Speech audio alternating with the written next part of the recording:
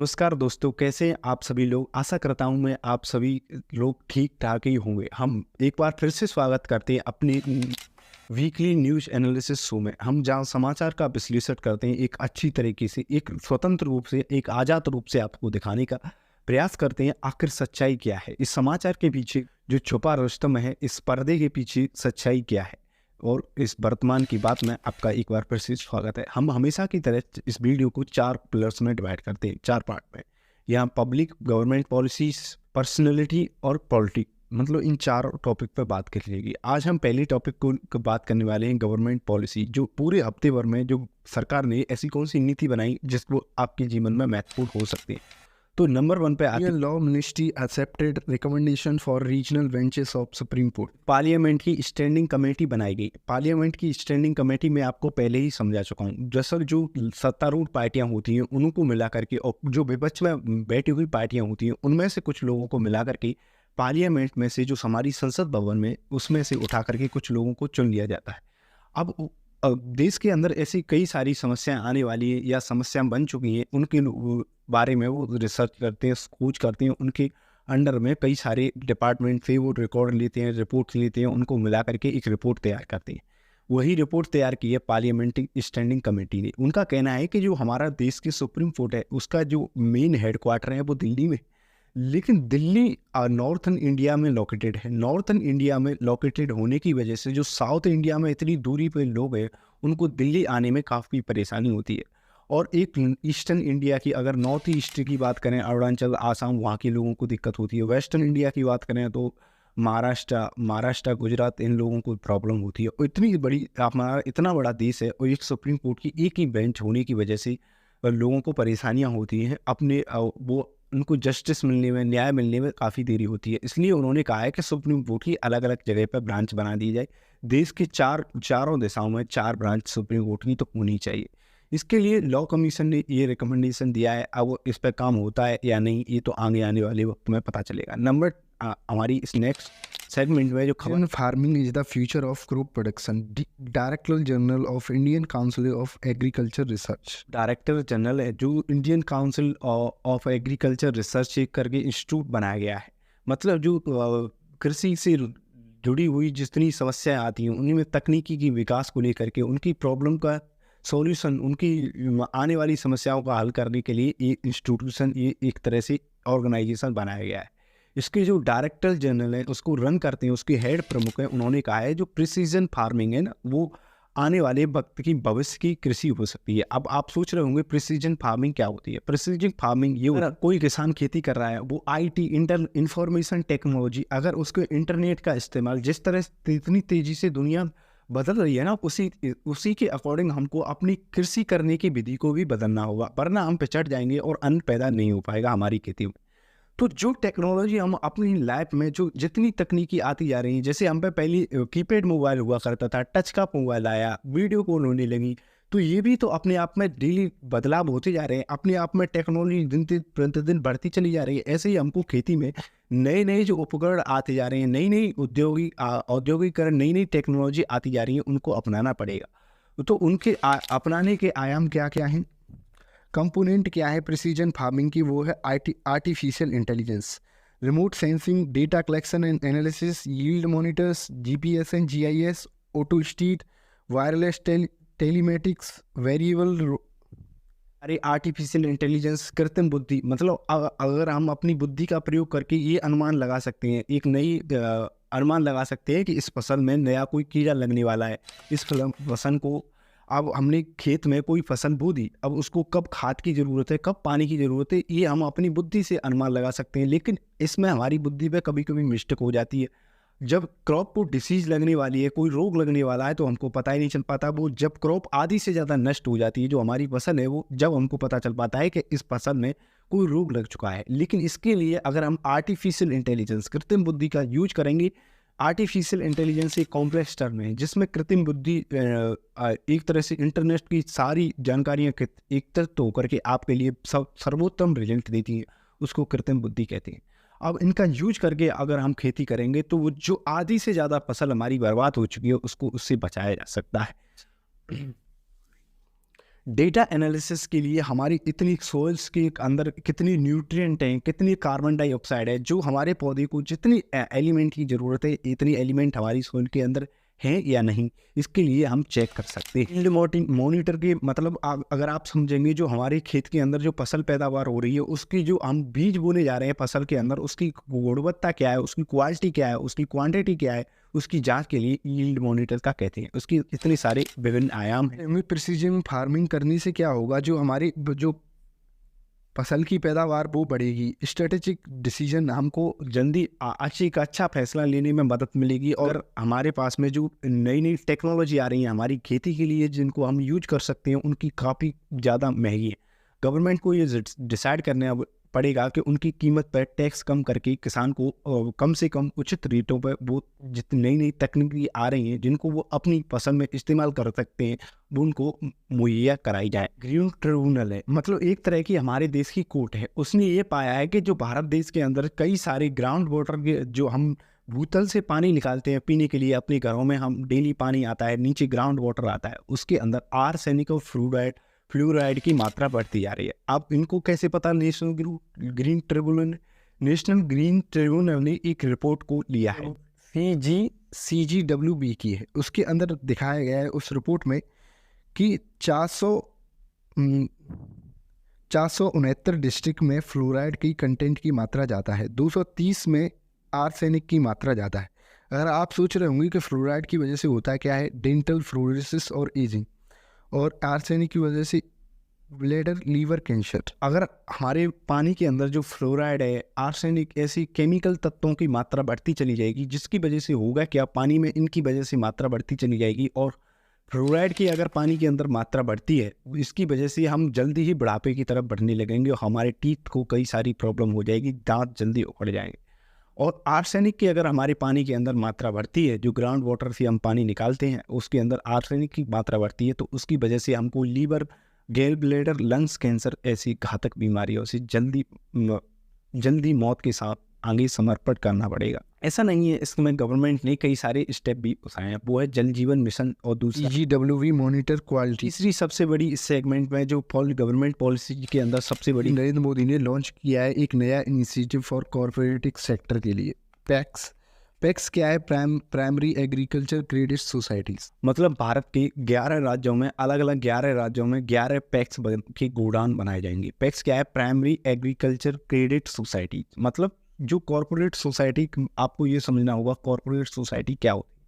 मतलब अगर मैं यूट्यूब पे मानिए अकेला वीडियो बनाने लग रहा हूँ, यूट्यूब पे जो टीवी चैनल वाले हैं वो कई सारे लोग मिलकर के काम करने लग रहे हैं, लेकिन उनको कंट्रोल करने वाला तो एक आदमी है। जैसे आपके खेत में काम करने के लिए मजदूर आए कहीं से, आपने ठेके पे मजदूर लेके आए, लेकिन आप उनको कंट्रोल कर रहे हैं, लेकिन वो मजदूर आपके खेत में आए और वो मालिक भी है, और आपने सबने, जैसे कुछ लोगों के पास में 10 बीघा जमीन है और कुछ लोगों के पास में, सब लोगों के पास में मिला करके, उसमें से किसी के पास 2 विषय, किसी के पास 3 विषय, किसी के पास 4 विषय, लेकिन सब लोगों ने मिल करके एक साथ में खेती बोते हैं, एक साथ में काटते हैं, इसी को कहते हैं कॉर्पोरेट। मतलब एक सही से सहयोगिता। इस सेक्टर में प्रधानमंत्री नरेंद्र मोदी ने एक नया इनिशिएटिव लॉन्च किया है, एक नई योजना लेकर के आए हैं, वो है प्राइमरी एग्रीकल्चर क्रेडिट सोसाइटी। इसके अंदर होगा क्या, इन गोडाउन्स के अंदर जो ग्रीन की, जो हमारे खाद्यान्न की मात्रा को पूरी विश्व स्तर में सबसे बड़े बड़ी गोडाउन बना करके उनको स्टोर किया जाएगा खाद्यान्नों को, ताकि देश के अंदर जो वीट और जो खाद्यान्न पदार्थों की शॉर्टेज होती है उसकी फुलफिल इन स्टोरेज गोडाउन से पूरी की जा सके। और इसके लिए जो हमारे गांव के अंदर किसान रहते हैं, उनको फसल पैदा करने के बाद में उनकी सबसे बड़ी प्रॉब्लम रहती है, वो अपनी फसल को मंडी में तुरंत लेके भागते हैं, क्योंकि उनको कई सारे कर्ज चुकाने पड़ते हैं जो फसल के लिए लिए गए थे। इसकी वजह से इसके लिए गवर्नमेंट उनको स्मॉल मार्जिनल फार्मर्स को शॉर्ट ड्यूरेशन के लिए लोन प्रदान करेगी। अब हम अपनी वीडियो के दूसरे पार्ट पर एंटर करते हैं, वो है पॉलिटिक्स, यानी कि राजनीति से जुड़ी हुई इस खबरों के बारे में चर्चा करेंगे। आप एक नंबर कमीना हो तो हूँ, मैं हूँ। राजनीति के नाम पे तो मुझे हंसी आ जाती है। इस देश की स्थिति ऐसी बनी हुई है यार, डेमोक्रेसी का मजाक बना के रख दिया है। मतलब एक यूट्यूबर भाई साहब है ध्रुव राठी, वो एक वीडियो बना देते हैं डिक्टेटरशिप, इंडिया ये वन पार्टी रूल की तरफ बढ़ता जा रहा है। जैसे चाइना के अंदर एक ही पार्टी डोमिनेट करती है। उन्होंने उस वीडियो में बताया कि किस तरह से चंडीगढ़ के मेयर इलेक्शंस में किया गया, कई सारे ऐसे एग्जाम्पल बताए। तो उनके लिए ये बीजेपी आईटी सेल और जो गोदी मीडिया है उनके पीछे पड़ जाता है, यानी कई दिनों तक ट्विटर पर ट्रेंड करता है अकेला बंदा। और कई सारे मेरे को अच्छे कमेंट भी रखते हैं, उसमें ये भाई साहब ये लिखते हैं कि एक पूरी इतनी बड़ी गोदी मीडिया, उस पर एक बंदा भारी पड़ जाता है, इसकी इतनी ज़्यादा व्यू आती है। क्या साबित करना चाहता है तू? क्या साबित करना चाहता है तू? ये बात भी कहीं तक सही हो सकती है। मतलब जो पिछले वीक में राज्यसभा के लिए इलेक्शंस हुए, मैंने पहली वीडियो में बता चुका हूँ कि राज्यसभा के इलेक्शंस का क्या प्रोसेस रहता है। मतलब कुछ हमारे व्यूअर्स हैं उनको अभी भी डाउट है, तो मैं दोबारा से बताता हूँ। राज्यसभा और लोकसभा दोनों की चुनाव अलग अलग होते हैं।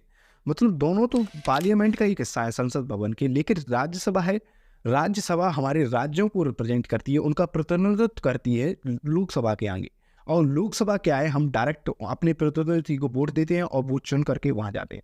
लेकिन राज्यसभा के मेंबर्स होते हैं जो हम एमएलए, जो हम विधायकों को चुन करके भेजते हैं, वो विधायक चुन करके अपनी हमारी विधान परिषद में से, विधानसभा में से चुन करके राज्यसभा के लिए लोग भेजते हैं कैंडिडेट। लेकिन उसमें सबसे बड़ा घोटाला हो जाता है। मतलब होता कुछ यूँ है कि हर 2 साल पे 1/3 सीट राज्यसभा की खाली हो जाती है, उनके लिए नए कैंडिडेट की भर्ती होती है। अब उसकी भर्ती को लेकर के हर एक राज्य में कुछ जो अपोजिशन पार्टियां, विपक्षी पार्टियां, उनको भी मौका मिल जाता है। मतलब इतने विधायक होने चाहिए आपके पास में, तो एक सांसद आपका राज्यसभा में चला जाएगा।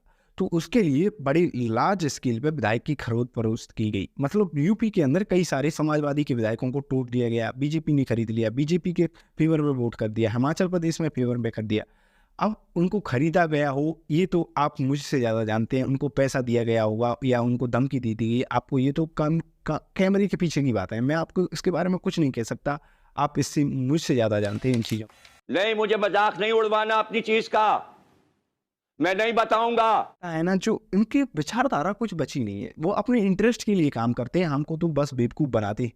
अब की बार कमल पे वोट लगा दो, अब की बार हाथ पे वोट लगा दो, अब की बार साइकिल पे लगा दो, ये 2 मिनट पे बिक जाते हैं। इनकी यही वैल्यू है, यही औकात है। मतलब हम जो अपने प्रतिनिधित्व, अपने हमारा जो हमने एक वोट दिया है, अपना राजा बना करके भेजा है, उसकी इतनी वैल्यू नहीं है यार।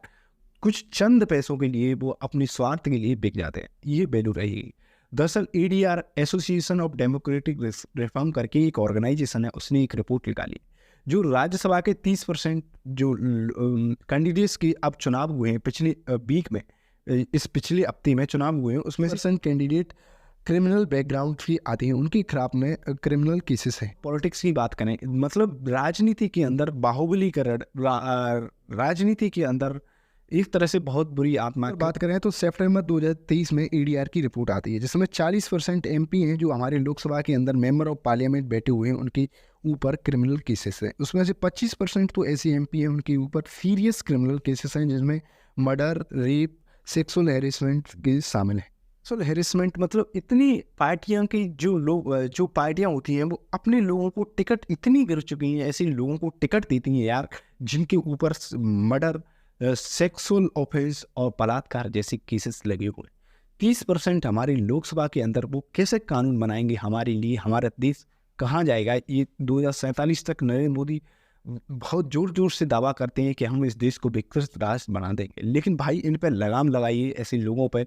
आज तक हमारे देश को, मुझे शर्म आती है, 75 साल हो गए आज़ादी की खुशी मनाते हुए, लेकिन जो आतंकवादी हैं, जो क्रिमिनल्स हैं, जो एक तरह से बाहुबली लोग हैं, जो डॉन हैं, जो शहंशाह हैं, वो राजनीति के अंदर अपने कद्दावर की तरह से बैठे हुए हैं। कई सारे ऐसे मिनिस्टर्स हैं जिसमें से प्रेजेंट बीजेपी के मिनिस्टर हैं, उनके खिलाफ में कई सारी लड़कियां जो फीमेल रेस्टलर्स थी, महिला पहलवान थी, उन्होंने कई महीनों तक प्रोटेस्ट किया, आंदोलन किया कि उनको वो सेक्सुअली हैरेस करता है, लेकिन नरेंद्र मोदी की हिम्मत नहीं है कि उनको हटा दे यार, उनसे रिमूव तो कर सकते हैं एटलीस्ट ऐसी क्रिमिनल्स। अब आप सोचेंगे कि इन क्रिमिनल्स को जो बाहुबली लोग आते हैं राजनीति के अंदर, उनको कैसे रोका जा सकता है। इसके आने की मेन वजह है वो पार्टी के अंदर में, मतलब हमारे देश के अंदर तो लोकतंत्र है जैसा बना हुआ है, लेकिन पार्टी की जो कोर, जो इनर पार्टी होती है, उनके अंदर लोकतंत्र की धज्जियाँ उड़ाई जाती हैं, किसी को प्रमोट किया जाता है, किसी को उसी के परिवार में सारे टिकट बांट दिए जाते हैं। क्या लोकतंत्र है। और दूसरी सबसे बड़ी खबर है वो सुप्रीम कोर्ट इस पतंजलि वुड के MD के बालकृष्ण के लिए, मैनेजिंग डायरेक्टर हैं बालकृष्ण, उनके लिए आरोप लगाया है misleading ads, permanent relief from asthma, diabetes, drug and magic remedies act 1954 के तहत। जो सुप्रीम कोर्ट है, जब पतंजलि के बाबा हैं, बाबा रामदेव, इसी तरह से पार्टी के लिए आइडियोलॉजी आईटी सेल की तरह काम करते हैं। मतलब एक पार्टी को इनको सदस्य लेनी चाहिए। मतलब पहले 2014 में प्रोटेस्ट किया करते थे कि तेल की कीमत इतनी बढ़ गई, इतनी जीएसटी सरचार्जेस गवर्नमेंट लगाती है, आपको डीजल पेट्रोल सस्ता चाहिए तो इस पार्टी को वोट दीजिए। लेकिन इतनी तेज़ी से पेट्रोल डीजल पे सरचार्जेस 100 के पार चले गए, लेकिन इनके मुंह पे ताला लग गया था उस वक्त में। इसी वक्त में सुप्रीम कोर्ट ने इनकी कंपनी पतंजलि को फटकार लगाई है, यानी कि ये फर्जी ऐड चलाते हैं, लोगों को इनके लिए कहा है कि इनको कई बार नोटिस भेज चुके हैं। और लेकिन ये बाबा बहुत फ्रॉड आदमी है यार। इनको जब भी कोई पत्रकार सवाल करता है तो इस तरह से रिप्लाई देते हैं, और रिप्लाई देने के लिए टारगेट करते हैं विदेशी कंपनी को कि ये मेरे लिए लोग मतलब इनकी कंपनी के खिलाफ में अगर इनकी जो नकली प्रोडक्ट बेच रहे हैं, नकली दावा कर करके कि परमानेंट रिलीफ मिल जाएगी आपको अस्थमा से, इस प्रोडक्ट को ले लीजिए, तो इनके खिलाफ में कोई अगर आवाज़ उठाता है तो वो देशद्रोही हो जाता है। मतलब ये अजीब बात है यार, कुछ भी हो सकता है। देश के बात तो सही है दौड़ना तो पड़ता है। ये अकेले शेर को इतना डर लगता है कि 2024 में इलेक्शंस आने वाले हैं लोकसभा, उससे पहले जो सत्तारूढ़ पार्टी है वो इतनी डरी हुई है सत्ता को बचाने के लिए कि हमारी क्या हो जाएगा। ईडी सीबीआई को खुली छूट दे दिया। मतलब जिस तरह अपोजिशन में उनकी विपक्ष में लीडर्स हैं उनके खिलाफ में ताबड़तोड़ उनके खिलाफ में एक्शन लिए जा रहे हैं। यूपी के जो पूर्व सीएम थे अखिलेश यादव के खिलाफ में लीगल सैंड माइनिंग से जुड़ा एक सीबीआई ने नोटिस भेजा है, उसमें घोटाले का आरोप लगाया है। कई सारे लीडर्स के खिलाफ में घोटाले भेज गए। मतलब यार इनसे कोई लीडर्स अगर विपक्ष में बैठा है, इनसे हाथ नहीं मिलाता है तो उसके खिलाफ में उसका जीना हराम कर देते हैं ये लोग। मतलब इतनी गंदी उतर चुके हैं, इतना राजनीति की जो हमारा दौर है, जो सत्तारूढ़ पार्टी है, इतनी बुरे दौर से हमारी राजनीति कभी नहीं गुजरी। मैंने तो इतना पढ़ा है। तो उन्हीं के अगर उनसे जो जितने भ्रष्टाचारी हैं वो कल तक भ्रष्टाचारी बने रहते हैं, अगर उनसे हाथ मिला देते हैं, उनके साथ में कुछ सीटें ये उनको दे देंगे और उनसे मिल करके काम करते हैं तो वो भ्रष्टाचारी नहीं, वो ईमानदार बन जाते हैं। तो इसी हिमाचल प्रदेश के अंदर जो हिमाचल प्रदेश में कांग्रेस की गवर्नमेंट है उसको गिराने की फुल कोशिश की भाई साहब। ऑपरेशन लोटस चलाया गया, खुद मनी पावर, मसल्स पावर, खुद पैसे का इस्तेमाल किया गया। इलेक्शन बोर्ड पे इलेक्टोरल बॉन्ड से जो इलीगल कमाई होती थी उस पैसा कहाँ जाता था पता है आपको? वो पैसा इकट्ठा करके ऐसे कामों में लगाया जाता है, विधायकों को खरीदा जाता है। लोकसभा के अंदर कई सारे स्टेट्स में विधायकों को खरीदा गया। मतलब एक पार्टी पे जो पार्टी सिंबल पे विधायक चुनाव लड़ा उसको मजबूरन उसको डरा करके धमका करके पैसे से खरीद करके अपना वोट बैंक बचाने के लिए यार उनसे सीखो। आप ही पार्टी के जो एक आइकन हुआ करते थे अटल बिहारी वाजपेयी, उन्होंने कहा था मेरी एक वोट से सरकार गिर गई क्या फर्क पड़ता है, लेकिन इस देश का लोकतंत्र रहना चाहिए, ये देश रहना चाहिए। मतलब आपने तो लोकतंत्र की धज्जियां ही उड़ा दी। हिमाचल प्रदेश के अंदर फुल कोशिश की जाती है कि किसी भी तरह से कांग्रेस की गवर्नमेंट सरकार को तोड़ दिया जाए, वहाँ पर सरकार गिरा दी जाए, ऑपरेशन लोटस चला दिया जाए। लेकिन किसी भी तरह से कैबिनेट के जो हिमाचल कैबिनेट के अंदर बजट पास करने में बहुमत साबित कर देती है वहाँ की कांग्रेस गवर्नमेंट। कई सारे वहाँ के कांग्रेस के विधायक हैं वो क्रॉस वोटिंग कर देते हैं राज्यसभा बीजेपी के मेंबर के लिए, वो चुनाव भी जीत जाते हैं। इस हद तक पार्टियां भी गिर सकती हैं। ये नेहरू और महात्मा गांधी के देश और अम्बेडकर ने कभी नहीं सोचा होगा। यहाँ जो हमारे राष्ट्रपिता हैं, हमारे एक तरह से फाउंडिंग फादर हुआ करते थे, जब उन्होंने संविधान बनाया, इस देश को आज़ाद कराया, तो उन्होंने इस तरह से हमारी राजनीति गुजरेगी इसके बारे में कभी नहीं सोचा हुआ। कैसे कैसे लोग रहते हैं यार यहाँ पर। ये वीडियो को तीसरे सेगमेंट पे एंटर करते हैं जिसका नाम है पर्सनैलिटी। मतलब इसी खास कुछ पर्सनैलिटी से मिलेंगे जिन्होंने इतिहास में अपने इतिहास के पन्नों में जगह बना दी। मतलब पिछले इसी हफ्ते के बीच में संत रविदास के लिए एक स्टैचू अनवील किया, उनकी एक मूर्ति का अनावरण किया प्रधानमंत्री नरेंद्र मोदी ने। संत रविदास एक तरह से पोइट, फिलोसफर, एक तरह से दार्शनिक और समाज सुधारक, और जो समाज के अंदर जो जाति की कट्टरता बनी हुई, जाति के खिलाफ में लड़ाई लड़ने के वाले प्रमुख योद्धा थे। संत रविदास एक तरह से निर्गुणा भक्ति को मानने वाले कवि थे। मतलब वो इस तरह से अंधविश्वास में विश्वास नहीं करते थे। जो हमारे समाज के अंदर कुरीतियाँ बनाई गई, धर्म के नाम पे हमको धर्म के नाम पे धंधा बना दिया गया, ऐसी चीज़ों का उन्होंने खुल करके विरोध किया, जो आज भी होता है। हम यार आंख मीच के हम बाबाओं के पांडाल में कथा सुनने जाते हैं कि वो ये नहीं देखते कि जो जिस राम की वो कथा सुना रहे हैं, जो 14 वर्ष तक नंगे पैर चली धूप में छाँव में, वो उन्होंने कभी अपने जीवन में भोग भोगने के लिए नहीं सोचा, उसके बारे में, जनता के बारे में सोचा, लोगों की भलाई के बारे में सोचा। लेकिन जो शास्त्री आता है वो मंच पर बैठते हैं, हवाई जहाज से उतरते हैं और करोड़ों रुपए चार्ज करते हैं अपनी भागवत के लिए, और वो कहते हैं कि आप सब कुछ दान कर दो, बाबा को दान कर दो, क्या लेके जाओगे। इस अंधविश्वास के खिलाफ में संत रविदास ने जो जाति के खिलाफ में दबाया जाता था निचले कुछ लोगों को, उनके खिलाफ में उन्होंने काफ़ी अपनी कविता के माध्यम से, अपनी दार्शनिक विचारों के माध्यम से काफ़ी कटाक्ष की। आती है सेगमेंट में, वो है गगनयान मिशन। मतलब गगनयान मिशन क्या है, पहले ये समझिए। गगनयान आज अपने आप में स्वयं निर्मित गगनयान मिशन की तरफ से बढ़ने वाला है। 2025 में इस प्रोग्राम को छोड़ा जाएगा, लेकिन इससे पहले प्रधानमंत्री नरेंद्र मोदी ने ये लोगों से मिलते हैं कि जिस मिशन में पहली बार कुछ लोग बैठ करके जाएंगे गगनयान मिशन में, उनके नाम उजागर कर दिए गए। उनमें से captain Prashant Balakrishna Nair, group captain Ajit Krishnan, group captain Angad Pratap, wing commander Shubhanshu Shukla और 4 IAF पायलट थे।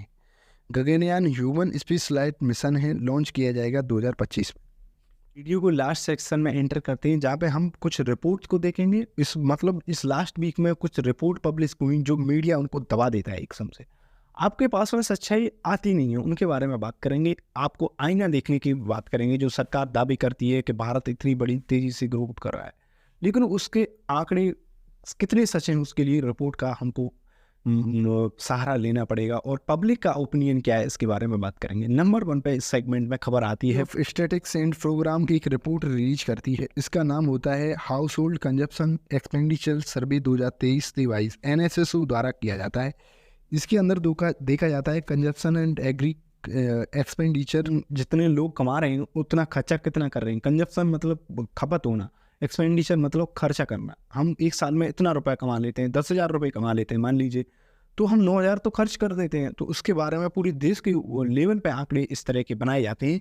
उसके ऊपर एक रिपोर्ट जारी की गई है। इस रिपोर्ट में एंड अर्बन के जो मंथली कंजप्शन स्पेंडिंग पर पर्सन पे आया है वो 3773 था। 2011 में वो बढ़कर के 6459 हो गया। हम कमाते हैं उसका 46% गाँव के लोग अपने खाने पर ही खर्च कर देते हैं। और अगर शहर की बात करें तो 39% जितना वो कमाते हैं उसका 39% खाने पे ही खर्च कर देते हैं। इस इतनी बुरी स्थिति देश के अंदर बढ़ी हुई है, फिर भी अंधभक्त कहते हैं महंगाई कहाँ बढ़ी है। इनको कौन बताए कि महंगाई कैसे बढ़ती है, कैसे कंट्रोल किया जाता है। अंधभक्त जैसे मच्छर को कोट नहीं पहनाया जा सकता, हाथी को गोद नहीं खिलाया जा सकता, ऐसे ही अंधभक्तों को समझाया नहीं जा सकता। क्या बात है सर, क्या बात है सर, क्या बात, ये बात है। सेप के द्वारा एक रिपोर्ट जारी की गई है, role of social media in facilitating online child sexual exploit. OCSE इस रिपोर्ट का नाम दिया गया है और NOP CSAM इंक्रीज हुआ है, जारी की गई है। यूनिसेफ एक तरह से यूनाइटेड नेशंस का एक एजेंसी है जो चिल्ड्रंस के बारे में काम करती है, बच्चों को नज़र रखती है। मतलब उन्होंने अपनी रिपोर्ट के अंदर बताया है कि पिछले कुछ सालों में सोशल मीडिया ने किस तरह से नगन प्रवृत्तियों की तरफ जो नगन कल्चर है, जो वेस्टर्न का कल्चर था, एक गंदी प्रवृत्ति की तरफ खींचा है, उनके माइंड को इस सेक्सुअल एक्टिविटी की तरफ अट्रैक्ट ज़्यादा किया है। उन्होंने बताया है कि CSAM जो चाइल्ड एब्यूज के अंदर क्या क्या चीज़ है, मीडिया का क्या रोल है। सोशल मीडिया का रोल है कि सेक्सी रील्स के लिए उत्तेजित करना लोगों को लिए, और वो ही वायरल होती हैं सोशल मीडिया पे। ऐसी रील्स बनाते हैं अनाप शनाप की, ऐसी उल्टी सीधी हरकत करेंगे सोशल मीडिया पर तो वो ज़्यादा से ज़्यादा वायरल होगी। उसकी वजह से कुछ लोगों को, और जो चिल्ड्रंस हैं जो अपनी एज में अच्छा डिसीजन नहीं ले पाते, वो उनकी तरफ ज़्यादा अट्रैक्ट होते हैं और वो भी ऐसा ही करने की कोशिश करते हैं। 18+ का कंटेंट हो सकता है, आप समझ चुके होंगे। उस कंटेंट के प्रति लोगों को, बच्चों का एक तरह से रुझान बढ़ता जाता है। पेरेंट उनको मोबाइल दिखाते हैं, पढ़ने के लिए दिलवाते हैं, लेकिन वो कुछ ही और ही करने, दूसरी गतिविधियाँ मोबाइल में करने लगते हैं। उन पर कड़ी नज़र रखी है। और उनके लिए मैं आपको बताऊंगा, गूगल के अंदर कई सारे ऐसे ऑप्शन आ भी चुके हैं जिनको आप चाइल्ड पेरेंटल कंट्रोल करके कई सारे सिस्टम है, आप अपने बच्चे पे नज़र रख सकते हैं। इन चीज़ों से वो है उनकी मानसिक क्षमता कम होती जा रही है, उनकी सोचने की क्षमता कम होती जा रही है, और उनका धैर्य टूटता जा रहा है। वो जल्दी आपको गुस्सा करने लगते हैं और उनको गलत बिहेवियर करने लगता है।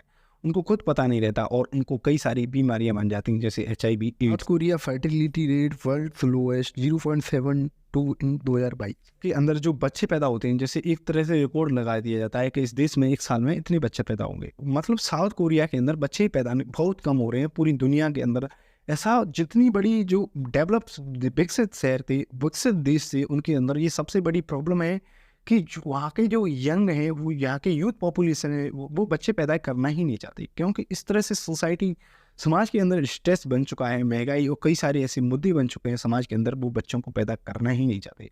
अब इससे प्रॉब्लम क्या होगी कि वहाँ की जो एजिंग पॉपुलेशन है, जो बूढ़े लोग होते जा रहे हैं, उनकी केयर कौन करेगा, उनकी देखभाल कौन करेगा, उनकी आने आने वाली पीढ़ी नहीं आएगी। तो साउथ कोरिया के अंदर ये सबसे बड़ी प्रॉब्लम बनती जा रही है। ये सबसे कम बच्चे पैदा करने वाला 2022 का साउथ कोरिया देश बन चुका है। भारत के अंदर भी ये समस्या, जो जनसंख्या बढ़ चुकी है वो प्रॉब्लम है भारत की, लेकिन जो जनसंख्या अब आगे इतनी तेजी से नहीं बढ़ेगी, अब गिरावट होना स्टार्ट हो चुकी है। नेक्स्ट खबर है वो है इंडिया ने एक अपना फर्स्ट क्लिनिकल ट्रायल किया है जीन थेरेपी का। हीमोफीलिया ए एक तरह से डिसीज होती है हीमोफीलिया, जिसके अंदर ब्लड क्लॉट हो जाता है। यार ये हमारी नस से अगर खून कट गया, नस कट गई तो उससे खून बहता ही रहता है, खून बंद नहीं होता। हीमोफीलिया इतनी बुरी डिसीज होती है। इसके लिए हमारे साइंटिस्ट ने मिल करके एक ऐसी थेरेपी डेवलप कर दी है। अब आप सोच रहे होंगे जीन थेरेपी क्या होती है। जीन थेरेपी के अंदर ये होता है कि जिसकी वजह से हमारी नसों में से खून निकलने लगा है, वो किसी हमारे जीन में डिफेक्ट हो गया है। यानी कई सारे हमारी बॉडी के अंदर जीन्स रहते हैं, जिनकी वजह से सेल्स बने हुए हैं, जिनकी वजह से हमारी कोशिकाओं का निर्माण है, बिल्डिंग ब्लॉक्स हैं जीन्स। और उन जीन्स के अगर उस डिफेक्ट को, उस कमी को सही कर दिया जाए, उसको कहते हैं जीन थेरेपी। इसके अंदर साइंटिस्ट लोग क्या करते हैं, लैब में हमारे जीन्स को लेते हैं और कुछ उनके द्वारा बनाए गए अच्छी तरह से फंक्शन करने वाले जीन्स को लेते हैं, और उसमें से जो बेकार डैमेज जीन्स हो गए उनको निकाल करके और जो अच्छे जीन्स को उसकी जगह पर रख देते हैं, वो अपनी अच्छा काम करने लगते हैं। इसको जीन थेरेपी कहते हैं। इसमें इंडिया को सक्सेस। अब आप सोच सकते हैं कि ये दुनिया कितनी तेजी से बदल रही है, मतलब कहाँ से कहाँ पहुँच गई। कृषि के अंदर इतने उपकरण आते जा रहे हैं, और जीन थेरेपी जैसी विशिष्ट प्रोग्राम में अगर आपको कुछ सीखने को मिला, आपको अंधभक्ति से उठ करके कुछ हमने नया दिखाने की कोशिश की है, अगर अच्छा लगा तो चैनल को सब्सक्राइब कर सकते हैं। लेकिन उससे पहले हम आपको हंसा करके जाने देंगे। आपको हंसने के लिए हम दो खबर लेकर रहे हैं कि जम्मू कश्मीर से लेकर के पंजाब तक कई किलोमीटर तक मालवाहक गाड़ी बिना ड्राइवर के चल देती है। मतलब कुछ भी होने लग रहा है देश में, और हमारे देश की मीडिया इस चीज़ पे व्यस्त है। इस चीज़ पे जो सिद्धू मूसेवाला एक पंजाबी सिंगर हुआ करते थे, उनकी माँ दोबारा से प्रेग्नेंट हो गई है, इस तरह से हेडलाइंस मीडिया पे चलाई रह रही है। यार कुछ भी, देश के अंदर सारे मुद्दे खत्म हो गए। अगर कोई माँ अगर अपने बच्चे को जन्म देना चाहती है, तो उसमें आपको एक तरह से उस चीज़ को वायरल करने की, व्यू बटोरने की क्या बात है, इसमें कौन सी बड़ी बात है। आपको अगर ये प्रोग्राम अच्छा लगा तो कमेंट में बता सकते हैं, और अपने सुझाव नीचे कमेंट बॉक्स में बता सकते हैं, हम उन पर सुधारने का काम करेंगे। तब तक के लिए जय हिंद, मिलते हैं नेक्स्ट